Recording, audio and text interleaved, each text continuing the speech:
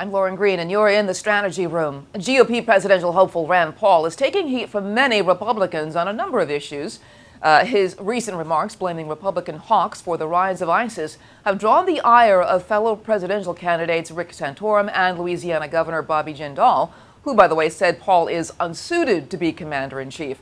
Here with reaction are political strategists Basil Smikle Jr. and TJ McCormack. Welcome to you both. Good to be here. Thank you. Basil, what do you make of Bobby Jindal's remarks about Rand Paul? Unsuited to be commander-in-chief. Yeah, first of all, I'm not really in a position to agree or disagree with Bobby Jindal, with Governor Jindal, but I will say this. What's interesting about Rand Paul, and I've always maintained this, he's a libertarian, and libertarians in interesting ways have similar views on government as progressives and liberals. They may have the same outcome, maybe getting to it differently for different reasons, but they have very similar views on the role of government. And I think Rand is probably the one candidate that can move the grassroots more to the center. He needs a little more time than just this 2016 race, but I think it's really interesting that he's taking his own party to task on some of their positions.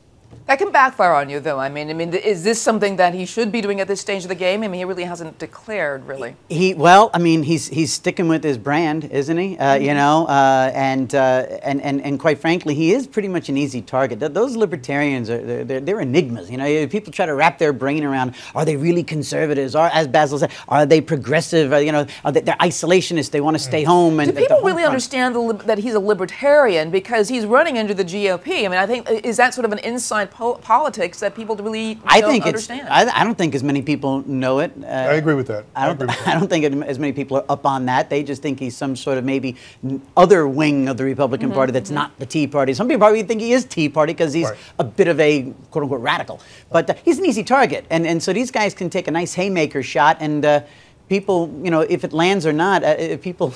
They don't know any better, really. Right. Well, but New Jersey Governor Chris Christie, he also criticized Paul for opposition to the Patriot Act.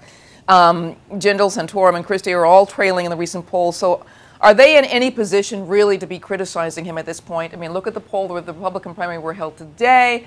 You know, Rand Paul, where is he? Nowhere on the Quinnipiac poll so far. I mean, but that doesn't mean he's not there. It's just he's just not on that one right at the moment. But is he in any position? Is Jindal in any position to be criticizing? Yeah, I don't think. And Christie as well. Right. I don't think he or Governor Christie are really in a position to be criticizing Rand Paul in that way. But I mean, Governor Christie being the one that took heat for hugging the president after Hurricane Sandy. You know, so I mean, the question is like, you know, what are you really talking about here? Here's Senator Paul, who is making some interesting points on the role of government in our lives. It's something that Republicans who may not understand what it means to be libertarian, but Republicans probably feel the same way. So I always thought he had the ear of the grassroots. I think he will continue to in ways that Christie and Jindal will not.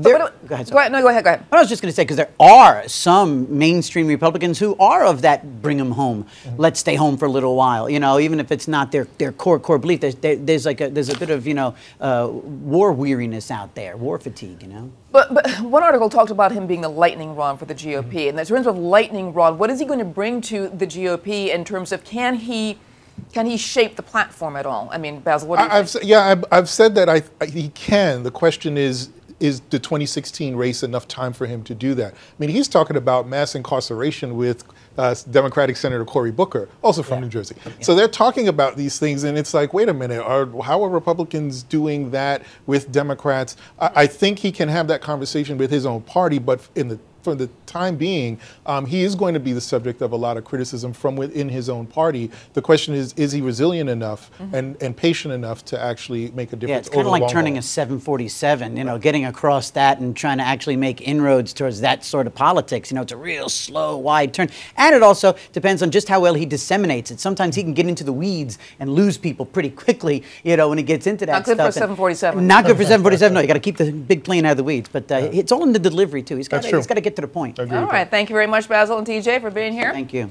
You want to check out foxnews.com for more on the 2016 presidential race. I'm Lauren Green, and thanks for watching.